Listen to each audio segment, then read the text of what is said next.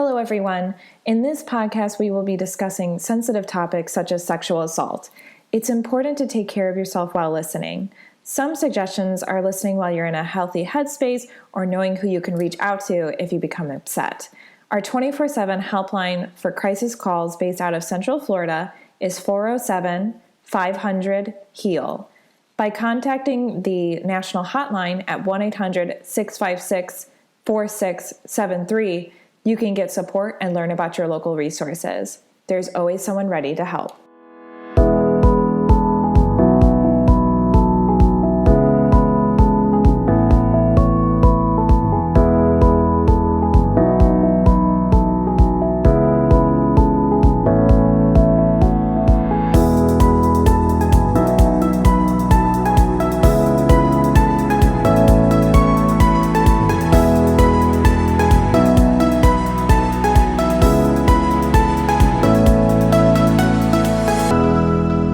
Welcome to the Victim Service Center podcast. Here we sit down with professionals that serve survivors and victims of trauma, or those who've experienced violence, and have conversations about social issues.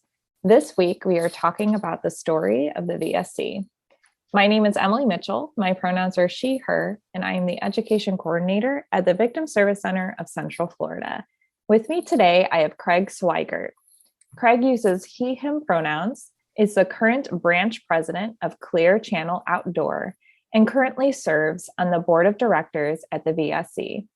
Born and raised in Columbia, South Carolina, Craig earned a BFA degree from the University of Tennessee in Chattanooga.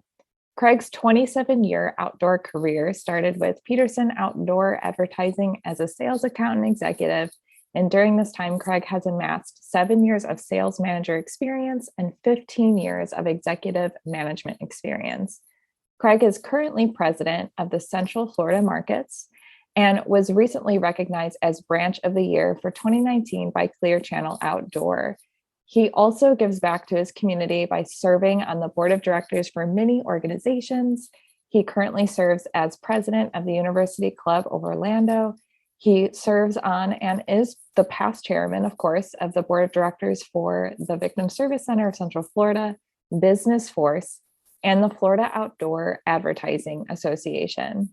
He has also served on the board of directors for Visit Orlando, the Tiger Bay Club of Orlando, Junior Achievement of Central Florida, Florida Citrus Sports, and the Central Florida Commission on Homelessness. In 2014, Craig was awarded Father of the Year by the American Diabetes Association in Orlando. So Craig, thank you so much for being here today. We're so excited to have you. No, thanks for having me. It's really, really exciting. Glad to be here. We're super happy to have you here as well. And we are also lucky to have returning Lui Damiani. So Lui uses he, him pronouns and is the executive director of the Victim Service Center of Central Florida, which, as you all know, a nonprofit organization that provides 24/7 individualized services and resources to victims of sexual assault, violent crime, and other traumatic circumstances. His professional career in business and public service spans more than 30 years. He has served the Central Florida community as a county commissioner, corporate executive, small business owner, governmental manager, television host, and homeowners association president. Throughout his career, Lui has served his various roles with character, honesty, and passion, earning him a solid reputation of integrity among his peers. In 2020, Lui was honored with the prestigious Don Quixote Hispanic Community Champion Award by the Hispanic Chamber of Commerce and Prospera for his continuous efforts to support the Central Florida Hispanic community. He has a master's degree in public administration from the University of Central Florida, and he did his undergraduate studies at the Ohio State University. In his free time, Lui loves anything exercise related, including pickleball, going to the beach, riding motorcycles, and attending Bruce Springsteen concerts. So Lui, thank you for coming back onto the podcast. Happy to have you. Pleasure being here. I'm super excited to have this very, very exciting conversation. Just as a brief introduction, I can hardly believe, but it is actually officially the 100th episode of the VSC Podcast. Not only have we had the privilege of hosting experts like professors from local colleges such as UCF, Valencia, and Rollins, but we've also hosted Olympians like Margaret Holzer, authors like Dr. Guyton of Hush No More and Gabriella Herstick, the Undersheriff of Orange County, Mark Canty, and amazing community partners from many organizations such as the Florida Council Against Sexual Violence, One Orlando Alliance, Zebra Coalition, Peer Support Space, Safe House, Children's Advocacy Center, Central Florida Foundation, and many, many more. So the podcast has actually reached 37 states across the US and over 35 countries, something I don't think we could have ever imagined. So just as this podcast has grown, I wanted to kind of talk a little bit about how the VSC has grown on this episode. So on this special episode, I wanted to chat about the Victim Service Center of Central Florida's history. So once again, we're lucky to be joined by Craig Swygert, a current member and past chair of the VSC board, and VSC Executive Director Lui Damiani to chat about their experience with the VSC, its history and milestones, how it has grown, and the future of the VSC. So just to start off, that was a very large introduction, but I'd love to hear from you both to tell me a little bit about yourself and how you found yourselves involved with the VSC. So I'll go first. So again, congratulations on the 100th episode. This is really awesome. So thanks for what you're doing and supporting all the things that the Victim Service Center does. So a little bit about myself. I've been in my industry, as you stated, started in 1993. So I'm a dinosaur in billboard years for the billboard industry. I'm a father of two daughters. Both one is going to graduate with her master's in April, and the other with her bachelor in April. So two daughters, been married to my wife, Judy, for 29 years this year. So really happy about that. And and how I kind of got involved with VSC is through my career, as you kind of listed out, one of the things about being an executive in a community that a mentor taught me early in my leadership career was, you have to be involved in the community that you serve. So, we, obviously manage, outdoor advertising billboards for our customers in the communities that we operate, but, there's a duty to serve. So, throughout my career, I've always made it a point to, be involved, volunteer on boards, so that you can give back, because going with the principle of to whom much is given, much is expected. That's a big part of what I believe in and what I try to do in the community. So as I was getting involved in the community, I moved here in 2000. Was the sales manager for 5 years, and then in 2005 got promoted to my current role of branch president. I oversee 3 offices here in Central Florida. And it was around 2007 of when I was getting involved in local campaigns of, supporting elected officials. And the current commissioner volunteered me. I didn't know anything about the Victim Service Center, and I was there, lending support. And it was, Craig, you'd be great on this board. And of course I said, yes, put me in. What is it? And then it was the Victim Service Center. So that's kind of how it got started. And then once I got in and realized the value of the work and just the meaningful nature of the work in the community for victims, it was kind of one of those, I was all in from the get-go. So. Wow. Thank you so much for that overview, Craig. I really appreciate it. And, just reading your bio, you're involved so much in the community, and we're just really lucky to have you on our board. And I know that you've been here for quite some time, not exactly at the beginning, but like really for a long time with the VSC. So we're really honored to have you as a board member. So thank you so much. And for serving as a chair as well. And I wanted to kind of pull you into the conversation too, Lui, as far as, what your role is as executive director, and maybe kind of walking through, how you two interact with each other. Oh, so, a couple of things. First of all, let me digress and say also congratulations on the 100th episode, Emilie. I mean, that we wouldn't be here doing this if it wasn't for, you coming up with this idea. and literally being the host of all 100 episodes, that got us to this milestone. And so it's a real credit to you, and to hear the numbers about how far your reach is across so many states and countries. Now we're really, the impact is tremendous. So, and I couldn't be more honored than to be on this broadcast with Craig. Craig is, he's an icon in our community, and, through our friendship together, over many years, it really has been just a wonderful working relationship in my role here. So, with regard to, do you want me to talk a little bit about how I came into this work? Yeah, absolutely. So, I was like Craig early on in my career. I was, but maybe, I don't even remember how many years, a handful of years out of college, probably half a dozen years out of college. And I was just finished my graduate studies then. And I took a position working for a lady named Mary Johnson, who was a county commissioner, as her assistant. And it was through that work with her that I first met Craig, right? Because he was working in the billboard industry and was working with the county commission. And then at the same time, she had this idea that we, the county in Orange County, should run a victims program. And so it became one of my first projects as her assistant, was to try to figure out what that means and how to start that kind of a program. And so that was way back in the late 90s. And so it literally was a project for me to get it off the ground. And we did a needs assessment, and we had all the community partners come together and talk about what would a victims program look like. And we conceptualized the Victim Service Center in around 1998.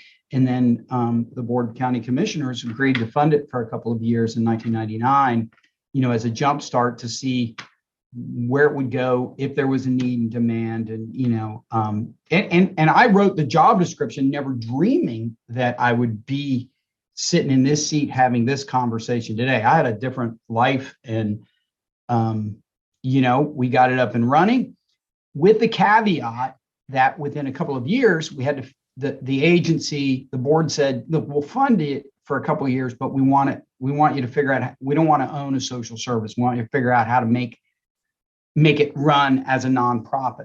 So then so then I worked with them to try to figure out what that meant. And in 2001, they got their nonprofit status. So the Victim Service Center was up and running.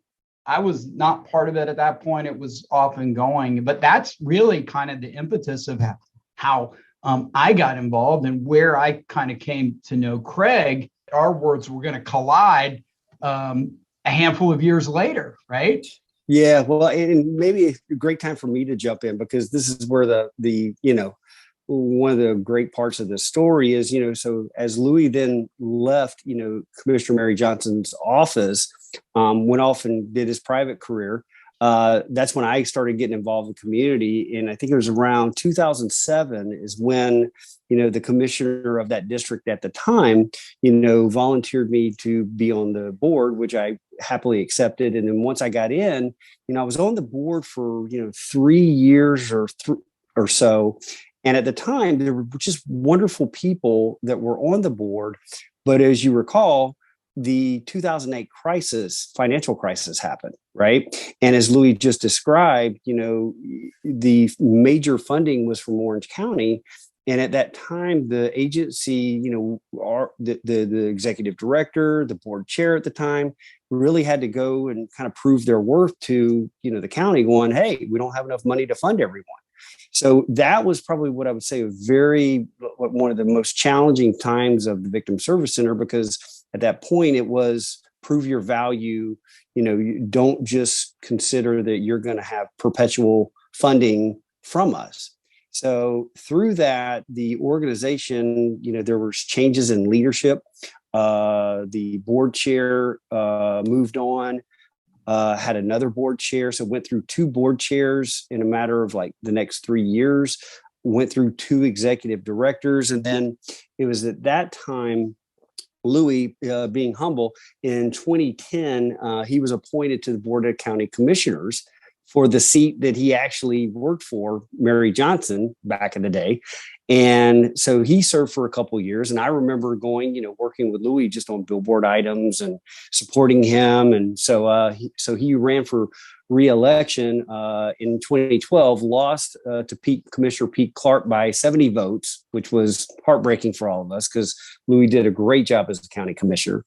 And then, it kind of 6-7 months later, it was, hey, we kept in touch, and he's like, trying to decide my next career move. Well, at that time, when the agency was going through the challenges, they asked, the executive director asked me to be the board chair. And through that, and I accepted with the understanding that we really had to rebuild the board. We had to get some things in order so that we could, get to that place of perpetual existence and self-sustaining model that we could highlight to anyone. And so I was chair of the board for a couple of years, and then this event happened where it just so happened that Lui, was out kind of thinking about what his next career move was, and he and I had talked, and then all of a sudden I had my executive director resign, and in I think it's around 2013. And so I called Lui over to my office, and I'm like, hey, I want to talk to you about possible career opportunity.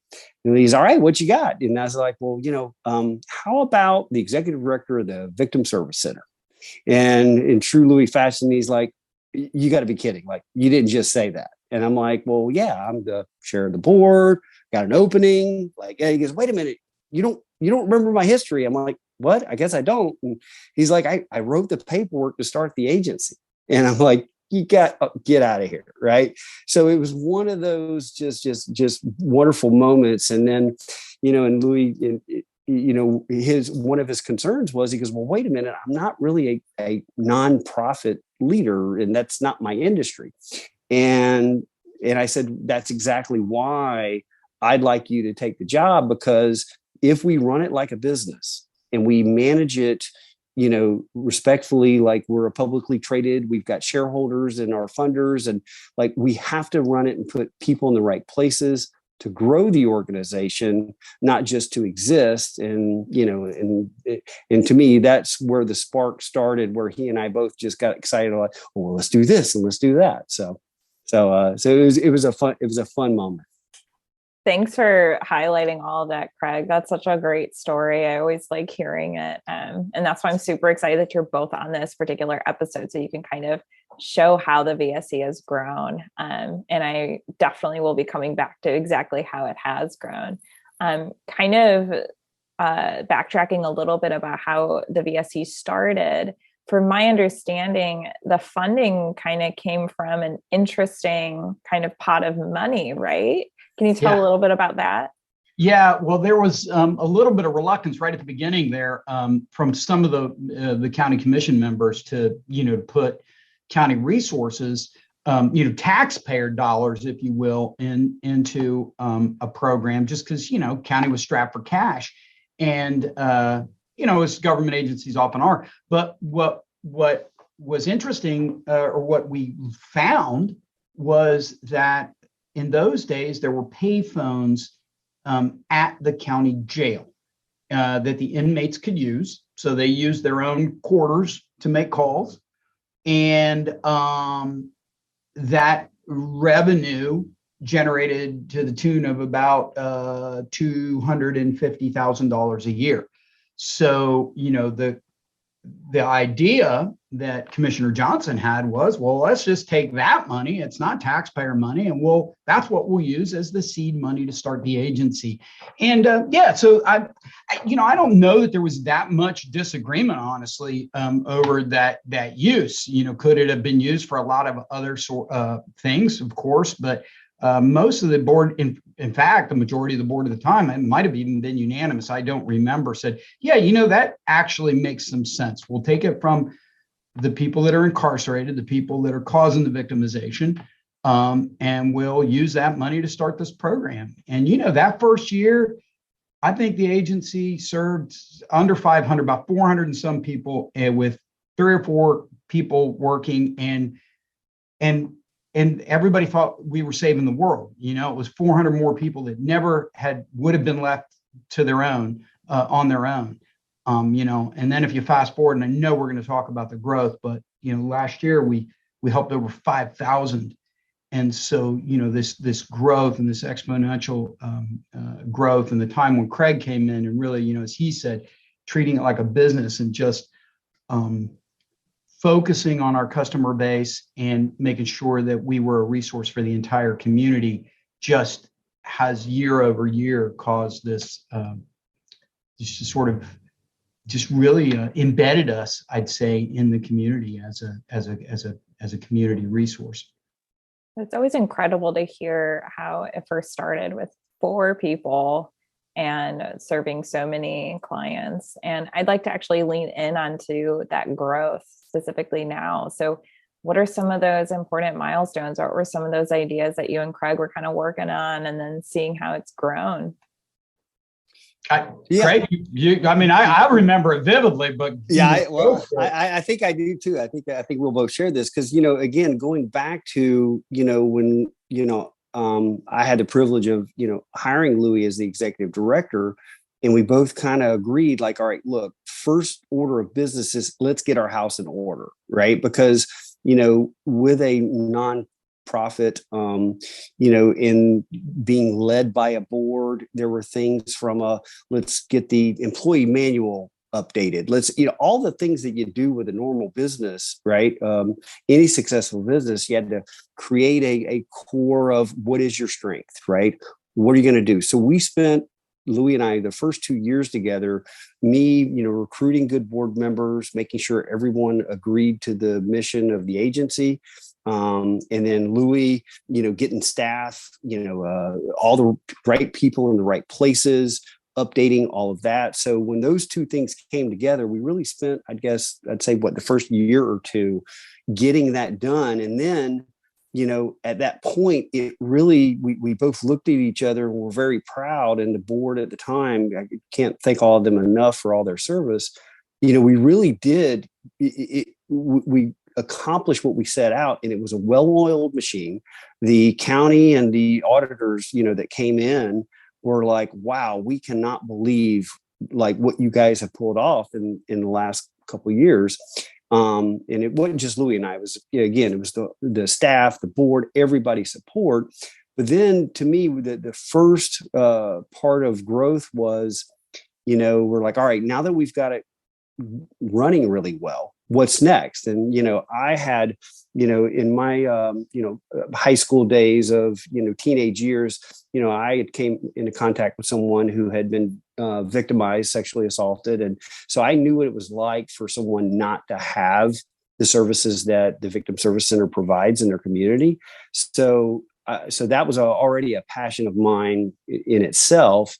But then there's a lot of people who have been victimized, you know, early in their childhood that have never, you know, gotten help. And, you know, the Victim Service Center, with the, you know, the master's level degrees that we have and the support we have, you know, I shared with Lui a vision of not only do we treat the event, how about we go back and help others heal from things that they've never done, because we've got all this expertise.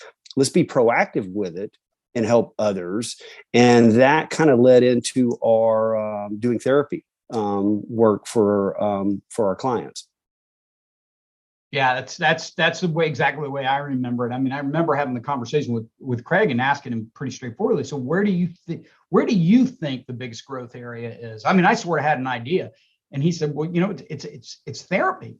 You know, we've kind of figured out this crisis intervention piece. We had a really good crisis response team, as Craig mentioned. You know, we had all these master's level counselors, and so we had the right people on the right seats on the bus, but we weren't really offering therapy as, you know, sort of, if people after that initial crisis and they needed a deeper dive and they needed therapeutic help, and not everybody could afford, number one, not everybody has insurance, which, by the way, I should underscore for anybody that's listening, all of our services are always free here at the Victim Service Center, always have been, always will be. We don't collect any insurance. We don't charge anything. But you have to, you have to go through the process. So you go through the initial crisis work, and then what happened in those days, we would refer it out. And when I say those days, we're not talking that long ago. We're talking I came here in May of 2013. So we're talking around 2015, probably. Yeah. When we started scratching the surface and saying, and, so the board and under Craig's leadership, put some money forward and said, let's put this in the budget and see where it goes. And the first year we hired a therapist, and man, that schedule filled up. And then we were like, wow, let's put some more money behind that. And then the second year schedule filled that, but we hired another person and that schedule filled up. So, I'm here to tell you that last year we finished last year with 2,600 therapy sessions. We today have, somewhere in the neighborhood of 10 therapists. And that's in addition to all the other work that we're doing. So the therapy really was just like a tremendous boon. And I don't see that changing in the near future. It's been year over year. We have all kinds of support groups. We had never even had a group. We started doing the individual therapy first. And then a couple of years later, we're like, hey, we should get into group work. And then we started doing group work. And now we've got a group for everything, females, males, LGBT, Black survivors. We've got a gardening group. We've got groups that do all kinds of work, and with, it's just extraordinary. So I'd say therapy definitely was one of those growth areas. Another one is education. And we weren't doing any, we really weren't doing any prevention education. And it was the same window of time. The board said, another thing, like, we spend a small fortune reacting to people that have been victimized. Wouldn't it be great if maybe we did some prevention work in the community, and if somebody doesn't even get victimized on the front end, we save them a whole lot of trouble and anguish on the back end. We're like, well, yeah, it makes a lot of sense, even if we could save one. Well, you were saying the numbers, just your podcast alone, to the impact across so many states and across countries now. The little Victim Service Center of Central Florida reaching those kinds of numbers. And that doesn't even begin like the in-person prevention education and outreach that we do. We literally do hundreds of outreaches across the Central Florida community. I know you personally, Emilie, go out and do trainings at all the colleges and the Boys and Girls Clubs and all the recreation programs. We train their staff, and then we also have curriculum where we'll work with the children for age appropriate kind of prevention related work. So just extraordinary, some of the different related to our mission, but the different kinds of work that have just grown. And it's so thrilling to watch from where I sit. I'm fascinated by what our people do when we resource them and let them create and think about how to meet our mission. It's pretty incredible to hear from. I don't even know how many staff people we have at this point. 22 full-time, and equally almost as many contractors. So, and then if you add our volunteer base on top of that, we're probably 40 of the people that are on some kind of payroll in volunteer hours. We've done hundreds of hours of volunteerism every year as well now. When we only started that a couple of years ago, which was another milestone. I think we never thought of ourselves, or the VSC was like, well, it's kind of a pretty specialized thing that we do. I don't know that anybody coming in off the street can do that. Well, that was probably true. But once we reframed our thinking and started thinking, well, what if we're bypassing somebody that has the capability, that has worked in a rape crisis center before, and now they just want to volunteer, that is a therapist, but just wants to be an intern with us. And now we use therapy interns. We have We're one of a very sought after placement for interns that are going through their master's studies for social work. If you want to do trauma related work and get exposure as a student, this is the place to be. And so they pursue us for that work. And on the other side, we get to train these young minds and give them a skill set that that costs us nothing, and they get to go into the community and meet our mission. Whether I pay them or not, they leave here equipped to go help people, which is our mission. So it's really staggering when you look at the reach and the breadth of our impact to today, you know. And I'm biased, obviously. I'm sitting on the inside, but from where I sit, man, it's just like I can't believe it, and I couldn't be more proud. And I would imagine Craig feels the same way. Yeah, and I'll just jump in and follow up, and kind of, you know, just hearing that, I just want to reemphasize, like, when you think about the growth of the Victim Service Center, it was never set out that we as an agency, or Lui or myself or any of the board members, was, you know, let's grow and become this entity. Because we really focused and ran it, again, I don't want this to sound bad, running it like a business where you state and clarify your mission and you stick to that and don't allow mission creep to seep in. What happens is we grew as a result of our expertise, and it was just a byproduct of, because, you know, a lot of times the law enforcement officers, you know, our police, deputies and all that, when they bring victims to us and they see the wonderful work, well, that work gets out. So then all of a sudden, you know, instead of just serving Orange County, it was, hey, Osceola County, now look at the work you're doing. And it kind of evolved. It wasn't a, hey, let's quote unquote grow the agency. It was, we started being asked, well, look, you guys are the experts. Could y'all help us out? And then that then in turn kind of rolls over into Seminole County. So again, this growth, and then all along the way, the board, everyone has been so passionate, and the board and the staff is equally collaborative on working together of pulling out this passion and ideas, but also keeping it channeled on, let's don't get too far away from what we're great at. Because there were several times where there's opportunities that have been presented, or because there's other, you know, sex trafficking that's kind of related to us. But then all of a sudden you're like, all right, well, wait a minute, will that take away from the core mission of serving the clients of what we do best? And so we always are great partners with all the other services in the community. But remaining focused has really been one of the keys to our growth, because it's been focused and intentional, and not just growth for the sake of growth. I really appreciate you like highlighting that, and also kind of highlighting this natural growth that we're seeing. And it kind of just shows to me how much of a need there is for services like VSC, and how important it is that VSC exists. I'm personally very proud to be part of the VSC. I wanted to jump in and just say that I actually started as a volunteer, and then I just got this great opportunity. So the mission of the VSC, which we'll go over soon, is very near and dear to my heart. And I'm always really proud to do outreach events and able to say, hey, our services are free. And that's kind of when the, you know, potential clients or whoever we're talking to, their eyes kind of light up, because they just can't believe that something so great, such as free therapy and free crisis counseling, and free forensic exams exist.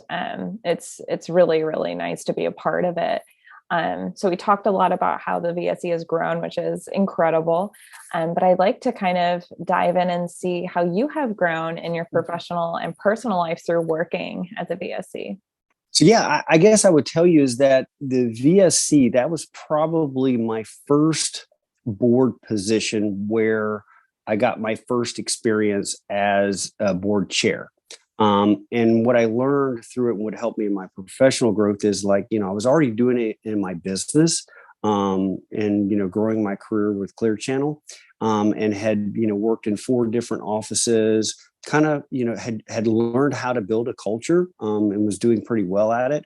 And to be able to take that skill set and apply it to a community organization, and like the story that we've just been telling, seeing how that evolved, it kind of reaffirmed that to me is, when you do servant leadership and you conduct yourself in that way, and you match it up with strengths based, management style of putting people using them for their strengths and putting them in the right place.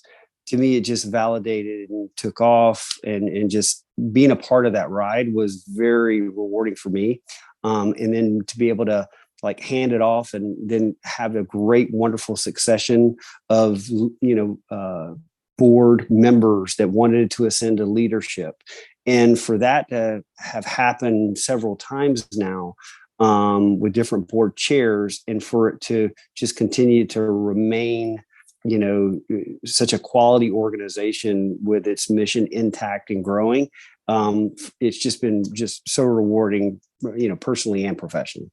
That's awesome to hear. I love hearing kind of, again, how you have been part of the VSC and its history as well. It's very clear that how much impact you have done for the VSC. So it's really nice to hear how impactful it has been for you in the other way around. It's almost like this win-win situation. Absolutely. Lui, how about you? How have you kind of grown with the VSC? It was so fascinating for me. It couldn't have happened at a better time for me, because professionally, I had actually did my graduate work in public administration. I'd served as a government manager. I'd served as a county commissioner. And so, government service, I met some of the sharpest, smartest people in my life working in government service. But what was missing for me then in that role was a focus on as Craig sort of said, the business, running things like a business, because government by its very nature is not a business. And so you're never looking at a ledger. You're not focused on the ledger. You sort of have that mission focus. You're not focused on necessarily the bottom line. That's always the criticism rate you get in government. I left that work and I spent more than 6 years in the private sector. And I became a marketing director for a large engineering firm with offices all over the state, and totally different, where the only focus was bottom line, profit and loss. Every day, your survival was based on new revenue that you bring into the company and making payroll and all that. And so in that role, I found myself pretty good at it, but I didn't. Chasing money was less meaningful to me personally. So for my professional growth, when Craig approached me about this opportunity, and there I was 50 years old going, I don't know, never run a nonprofit. I don't even know what is that.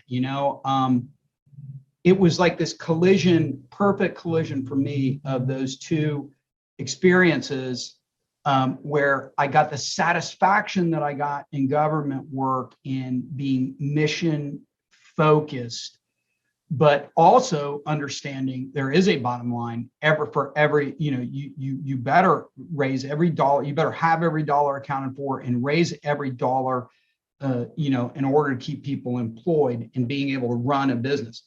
And putting those two pieces together has just been, I'm here now, 8 years work, almost 9 years. I've never been in a job this long, ever. I've always, got bored and gone on. I'm never bored in this role. But I have the stress every 2 weeks of making payroll. And I have, I'm watching the bottom line every time, and I'm focused on our metrics and what we're accomplishing and how to do better. But our people and our mission are what drives all of that. I worry about the money and the resource. So for me personally, professionally, it has been just sort of that culmination of the skills I've been able to cultivate over my years working and pulling, and it's why God put me here. I know it. I know it every day when I get up, and then I get to see, it makes me get out of bed when I watch the people in the work that we do and the positive outcomes and the lives that we touch and save and change, and change people's trajectory and change their journey and give them back their sense of purpose and help them live the best life that they can live after something really bad has happened, is just like, to me, nothing more rewarding. You can't put a price tag on that. So, that's how I've grown from it.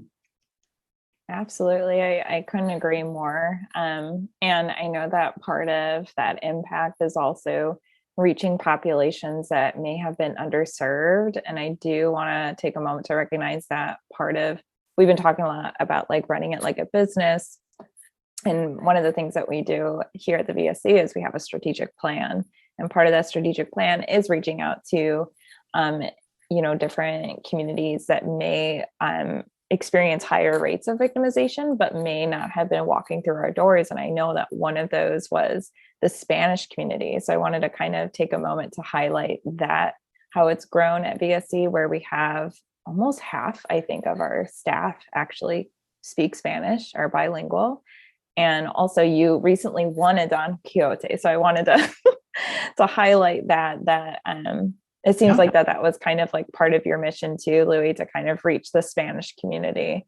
Well, not just mine. I'll tell you, the board, when under Craig's leadership, right after I got there, and we set out our first ever strategic plan and said it, and the board very clearly said, yeah, we're going to run it like a business, but we are also going to be a resource for everybody in this community. And how do we get there? And I can tell you, we were predominantly a white woman-run business serving white women. And today, as you've noted, that's not the case. And it's because we had a very disciplined, a focused purpose of being able to, of wanting to get to other populations and to other communities. And so there's been over the years, as you mentioned, 50% of our staff is now bilingual English, Spanish, but probably not quite, but about 40. And we've got men on staff. That's unprecedented. I think I'm the only guy in the state of Florida that even runs a program like this. I'm fairly certain our board of directors is comprised probably 4 men on our board. I can tell you that doesn't happen on any other board of a rape crisis center in Florida. We've got men on our response team. We have LGBT community. 15%. 5 years ago, we weren't serving any LGBT. Now today, 15% of our clients identify as LGBT. In the Black community, we have a program expressly doing outreach in the historically Black communities in Central Florida, with a satellite office in the historically Black section of Winter Garden. So these are all strategies through, as you mentioned, the strategic plan, which again, any successful business is going to have a plan that is constantly being reviewed and is the lifeblood of what makes the organization run. And that is kind of how we do it, and how we become integrated into the fabric of the entire community. That's our dream, and to be able to serve everyone in every walk of life. And we do, we have our shortcomings. We ain't perfect, but I can tell you, we work hard at, and we just put together a disability committee this year, and we're working on trying to improve our services to the disabled community. So we are constantly focused on making sure we are a resource that is accessible to everyone. And I'll point out, and I'll give you back the floor, but we also, part of that plan incorporated us opening satellite offices, as I mentioned, one in Winter Garden, but we have a satellite in Osceola County. We have a satellite now within the Department of Health in Seminole County. It's, we're all over the place. We're in 3 counties. I don't necessarily want to be the biggest agency doing this, but if there's a need, we're we'll be there. That's what we do, because that's what the mission says we'll do. Like you said, it's about strategy. And I remember in the board meetings and the retreats and the strategy sessions is we would always talk about, any good agency, public agency or nonprofit like ourselves, is that we should be a reflection of the community we serve. So, and that includes diversity. And when you look at Central Florida, our community is so wonderfully diverse, and we're so proud of it. And leaning into that, embracing that diversity and saying, listen, people are people. And how do we increase the size of the tent? And as kind of what you said in the experience, you feel that strategy of everyone's included. And our goal is just to serve everyone. Anyone that's been victimized or had a traumatic event in their life, we have experts that we can improve people's lives and help them get through some of the most horrific events in their entire life that they'll ever go through. And again, once you do that and you do it for everyone, it's just that much more rewarding. I love that. I love that so much. And we've been talking a lot about the VSC mission statement. So I'd like to kind of throw it back to you all. What is exactly that VSC mission? What does it mean to you? Did you have any role in helping create it or updating it?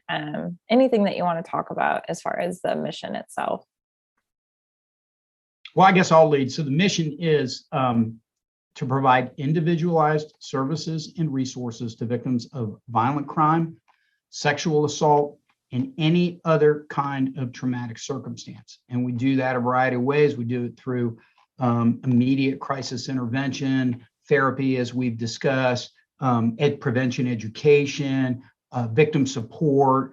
There's a whole lot of tools in the toolbox of how we achieve that. And yes, that strategic plan that we set, the initial one, Craig and all the board members, we sat in a room and we crafted that statement that day, and that has lived with us. And that was 2014. It was always our mission to serve victims, but we really honed it at that time and has not changed since. Well, and I remember, because all the board at the time and in that meeting, when I say we agonized over every single word in that statement, we boiled it, strained it. We beat it up and said, is this truly the core that everything can build upon? And we spent hours on it. And we slept on it, came back, tested it again. And so that's been the bedrock of, like I said, having everyone focus on the same mission and believe in it. And if it's powerful and it works, and if it's done correctly, then everything else builds off that. So it was a really great exercise. That is so cool that you both were kind of involved in that, as far as honing in and making the mission statement really specific, and have that foundation for the growth that is VSC. You mentioned something earlier, Craig, something called mission creep. So could you kind of describe what that is and how we kind of try to avoid that? Well, actually, the great timing of that question, because, mission creep is when you're good at something and then all of a sudden, hey, like if say you're, a hamburger joint, and you're like, all right, we're doing really successful. Well, let's do chicken now. Well, wait a minute. Were you known for your hamburgers? Right. So, growth for the sake of growth is not something that we've allowed ourselves to do, because just like we explained, that mission statement, whenever an opportunity, like there was an opportunity for human trafficking, where, that's related to sexual assault in a lot of cases, right? And then it involves possibly housing people, giving them transition from, getting out of that world and into, right? And then we would take that opportunity and go, okay, well, let's now hold it up to the light of, does it fit our mission? Well, it fits certain things, but then it pulls us out of, when you start looking at raising money for housing, then you think about all the things involved in that. Well, we're not built for that, right? So by accident, you could allow mission creep of something where you're good at, and it's wonderfully great that people like look at you in that way and praise you and want to get you to do more. Well, if you get too far away from your core, you can end up going in a direction that pulls you down instead of lifts you up, right? So, and like during the Pulse, tragedy that happened, the Victim Service Center, Lui, I remember, he was out there helping quarterback and serving the LGBTQ community in a way that we didn't know, like that wasn't necessarily our core, but yet we knew how to treat victims and we knew how to, help with traumatic events. And we were there, but we also knew, well, that wasn't going to be an area where we were going to take off and lead that initiative, right? But we were there to support it. So that's just some examples of how, making sure to protect and stay true to your core mission and how that keeps things intact.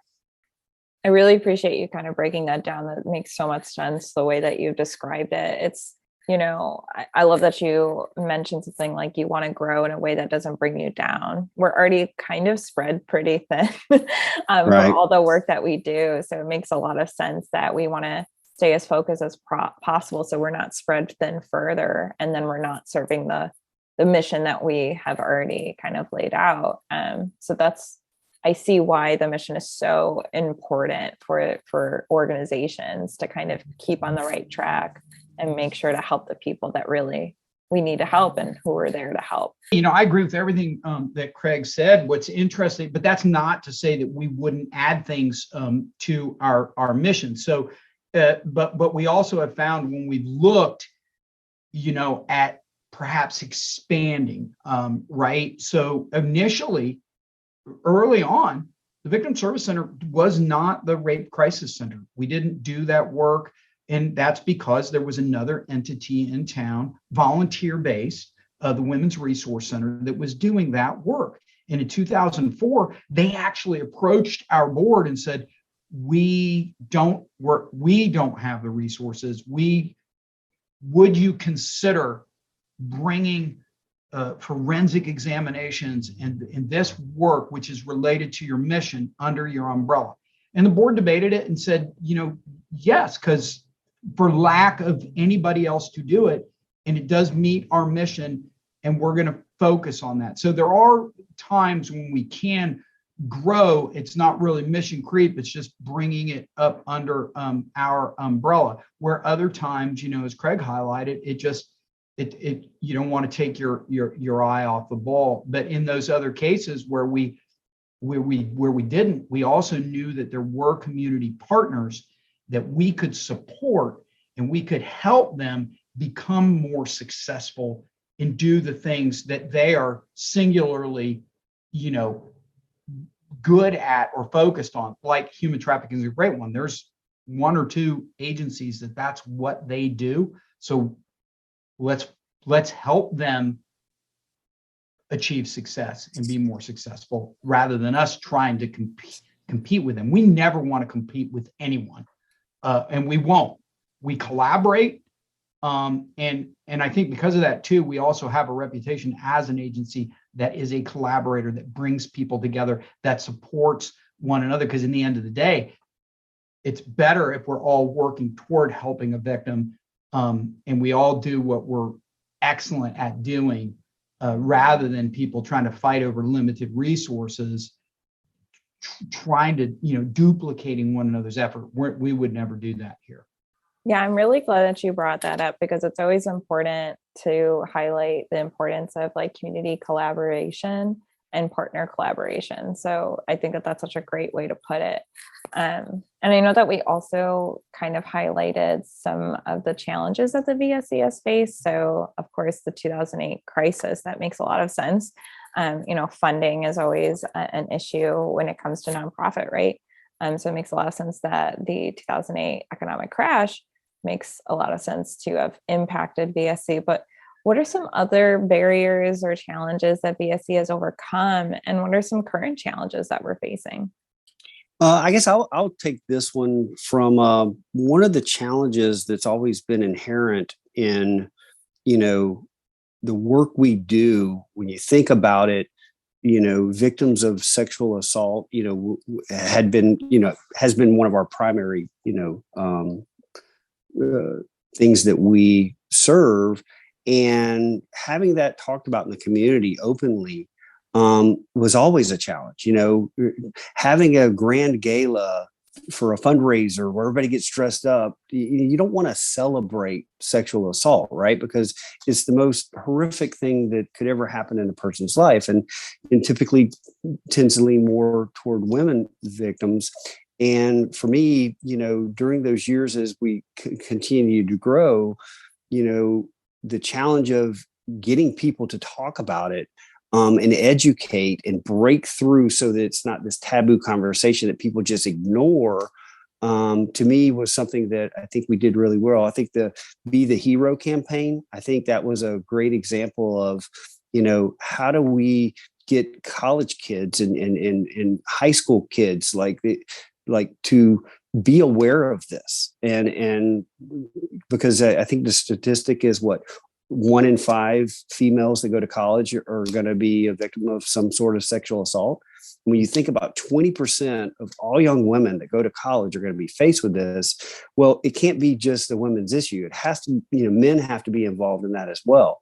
And that campaign was really proud of it because it kind of taught young men how to stand up and be the hero, that they could interject and others can interject, and give them tools on how to do it. And then not soon after that is when the Me Too movement really took off. So to me, it was, again, we were a little bit ahead of the curve, but it was the timing, and that this topic in the community has always been needed to be highlighted and talked about openly instead of privately. And to me, that's been the big challenge, and it's still an ongoing challenge. It's not that we've solved it now that Me Too has come out. It's just we need to keep enhancing that and increasing the size of the tent of everybody that's in on that. Absolutely. I think that is such a great point as far as, normalizing these conversations and kind of coming at it from like a preventative standpoint as well, as a way to open that door and, removing the shame as well that's associated with it, removing the victim blaming, and being able to be out there for events during Sexual Assault Awareness Month, and just more and more people kind of talking about it. And then you see things like the Me Too movement happen. It's really just, it's amazing how not only has VSC kind of grown, but also like this issue and the awareness of it has kind of grown, and the prevention strategies have grown too. I didn't know if you wanted to highlight any kind of current challenges that VSC is facing. Oh, I mean, what's the elephant in the room? The pandemic, of course, has been a monkey wrench for everyone, including the nonprofit community. It has been such a difficult couple of years in that, but we never closed our doors until recently. We had very minimal infections that affected our staff, and none that were transmitted to any clients. And we still have none that were transmitted to clients, but we have had more with the Omicron variant. We have had more folks either exposed to the virus or having tested positive. But it changed our entire business model. It caused us to figure out how to provide services virtually. But the unintended good side of that is it also caused us to find podcasting that we never did before. And here we are reaching people across the globe. So, there's good and bad. I think that the challenge now for us is last year we were down in the number of clients served. Part of that, it's not because we have fewer people available to serve. I think part of that is there is a reluctance to certainly to seek in-person services. Although I can tell you we are available for in-person services. Our people are masked up. We stay socially distanced. We have very strong procedural protocols to protect people. And not everybody also has computer capabilities to be able to access us virtually. But we are making inroads every day, trying to reach more folks, but it's very difficult for us to do outreach and go to, before the pandemic, we would do 450 outreach events a year, be out and every Saturday at a community function, and people could meet us and see us and, inquire about how to make an appointment, those kinds of things. And those have just been taken away from us. Those opportunities have been taken away from us. And so it's a very, very difficult time. It's difficult for staff that has to work remotely because we lose that camaraderie and that teamwork element. But at the same time, it's also difficult for victims. If there's something I want to get across to your listeners is that, we are here, we are available 24 hours a day. Our helpline never is off. Our people are available virtually and in person. So there's just a lot of opportunity and a ton of capability. So we have the resources to be able to serve the community, and we're going to try to keep outreaching and doing whatever we can while staying safe and keeping people from being sick, but also giving them, the opportunity to get to our services. Absolutely. I appreciate you kind of bringing that up, Lui. It was, I'm sure it's not something that we thought we would have to kind of overcome, just like any organization, but the fact that we've been able to be there and still available to survivors who greatly need our services is pretty amazing. We talked a lot about, how this work has been rewarding for you. And we talked a lot about, things that you've been proud of as far as like the growth and things like that. But I'm kind of curious, for the sake of time, what is it like? You mentioned, Lui, that you might be the only man to run a rape crisis center in Florida. But I'm just curious to hear from both of you as far as what's it like being, a person who identifies as male in this work that has historically been, gender-based violence. And of course, it affects people of all genders. But this, in the past, there's been ideas of like, oh, this is just a woman's issue and all these different things, which it isn't, of course. But I just kind of wanted to hear from you both as far as what is it like being in this kind of role? I can tell you, I couldn't be more proud.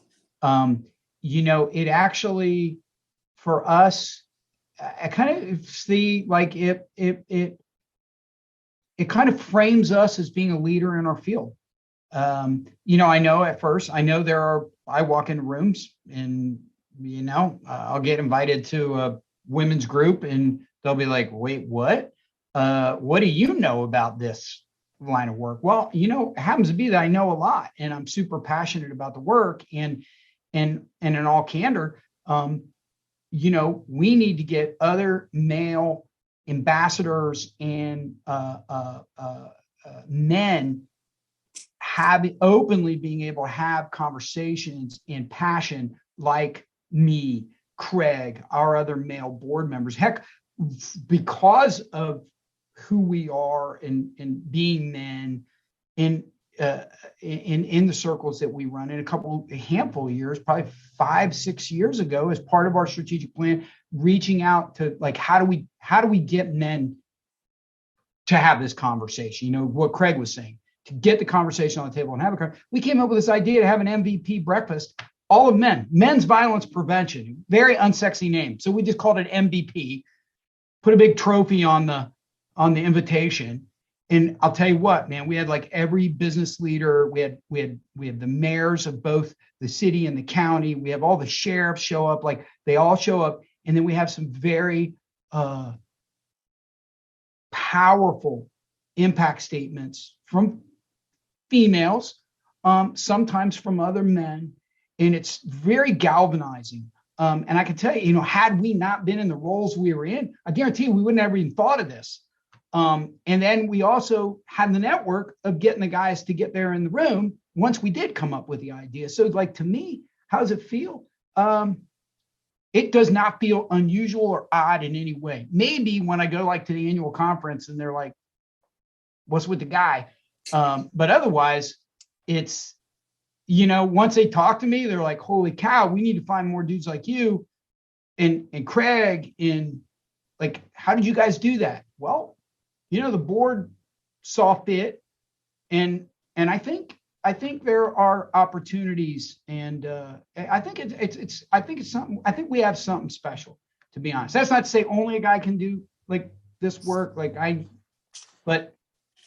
it's humbling and it's powerful, and I think it's unique, and we're lucky to have such a good support mechanism here in Central Florida that's even willing to give us the opportunity. Well, and I would just add, I echo everything Lui just said, in that, being, a male in this organization, in this environment, victimization doesn't know gender, right? However, because of the majority of victims are female, and for me, going back to the parallel of, my personal growth in my career, having known people that have been victimized before, and when it's real and it's not something you see on TV that happens to other people, and all of a sudden when it happens to you, well, we shouldn't wait. And that's been one of the principles about, some of the strategies we've employed. Instead of waiting for it to happen to get people involved, how do we use our platform as men and as people trying to empower others and grow and help in the community? That's just an added benefit of being, evangelistic about what we do. And when it does come from a male's perspective of what we can do to be better men in the community, and and again, well, having daughters and managing a staff of a diverse group of people that are moms and husbands and wives and daughters and brothers, and you know what I mean, then it's not a gender thing. It's more of a, wow, like this is for everyone. So to me, that's what it means, is being able to bring that servant leadership and interject this level of, again, to whom much is given, much is expected. Being a leader in that, if that aspect of me being a male helps, that just means that much more for the agency. That's awesome. I love that. Thank you both so much for kind of sharing your specific experiences with that. I'd also like to ask you, Craig, what is it like being a board member at the VSC, and what makes you want to continue serving the board?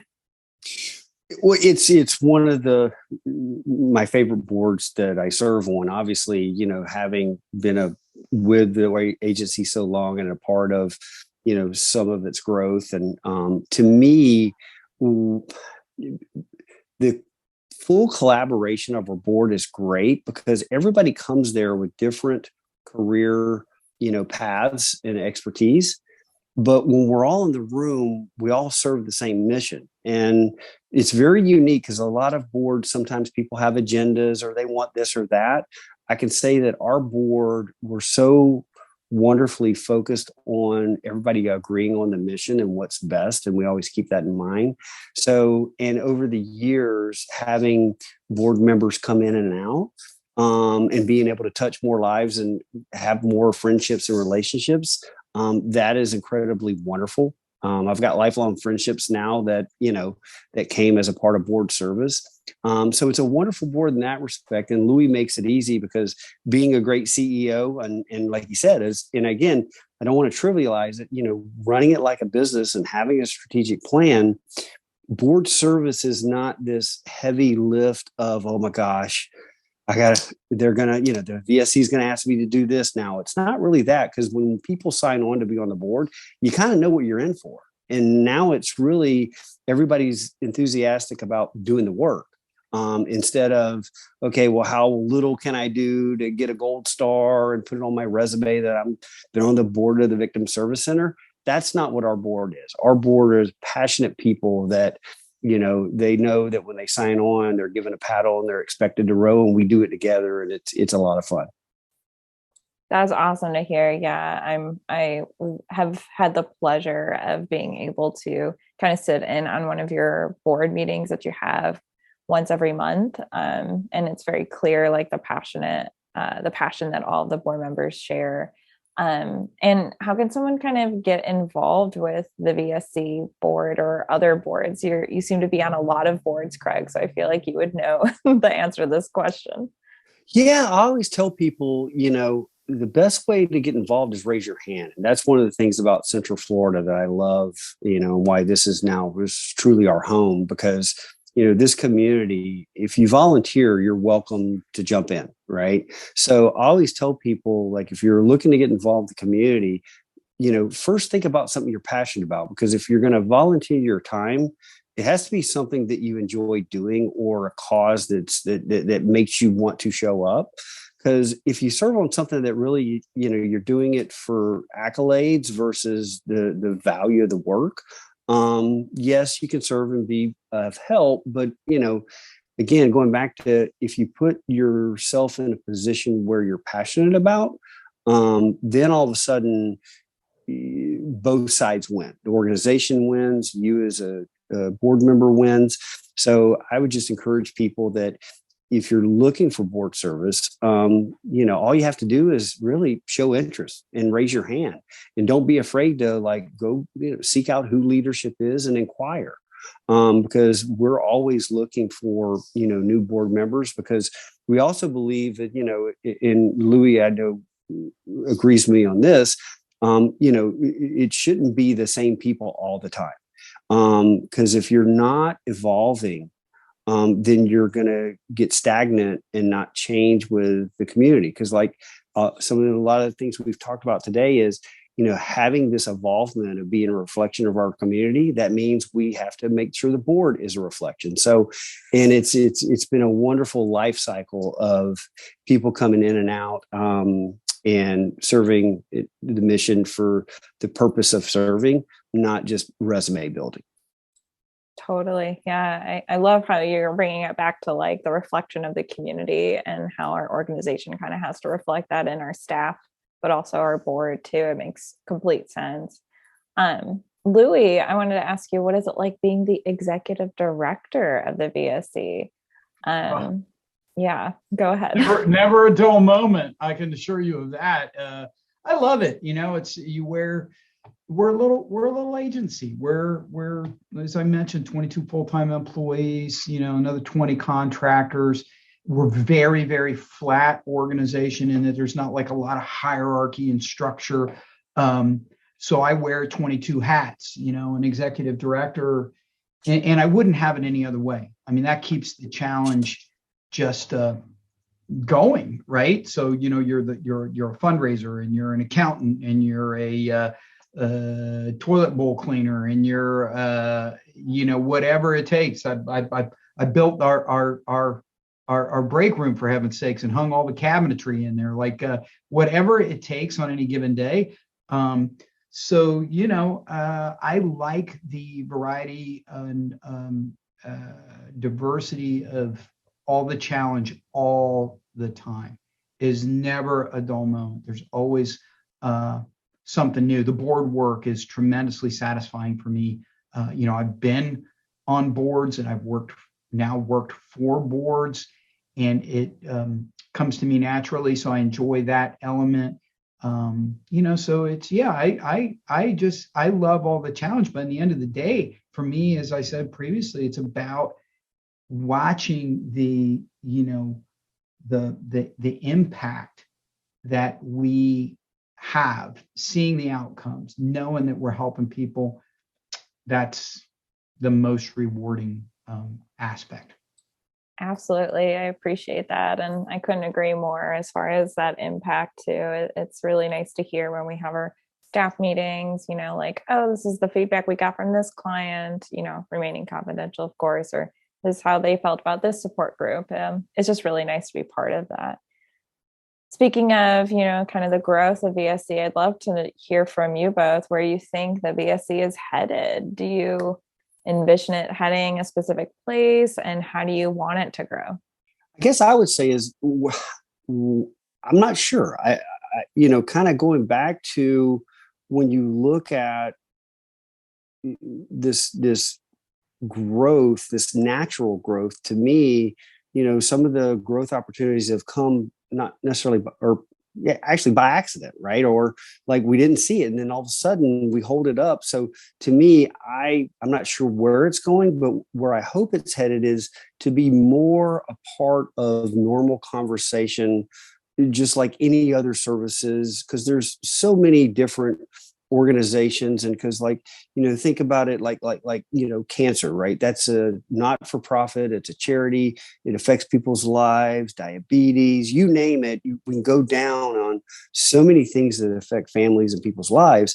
And what I'd like to see is for us to be in that same arena of awareness, that this is just as vital of a service and a problem in our community, that resources need to be there. And that's where I hope this involvement on our awareness and impact in the community just continues to grow. Yeah, absolutely. That's such a great point to bring up about, other services like cancer and research and all that kind of stuff. And just making this part of that conversation too. Lui, do you have any place that you're? Yeah, I agree with Craig. I mean, I think that this is continuing to normalize the conversation, and being sure that we continue to reach into underserved communities for whatever reason. There are certain economic areas where there's a lack of trust. There are racial barriers where there's a lack of necessarily of information or trust. Language barriers where people may not get the communication, even though we tried to put everything in English and in Spanish. But let's take the Haitian population as a great place where we could make some inroads. So I think being sure we are 100% inclusive and available, really genuinely available to all. And then, as Craig said, also being on equal footing with so many other causes that people are comfortable talking about. Breast cancer awareness. Again, not a cause that everybody, and not that long ago that people were like going, hey, it's not something you say out loud. Well, we're tagging a little bit behind some of those causes, but I know that we are making inroads every day. And I know that just in the last 8 years, I couldn't even, when I first got here, I couldn't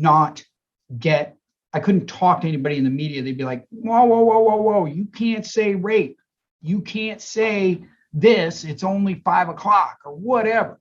I'd be like, well, what do you want to call it?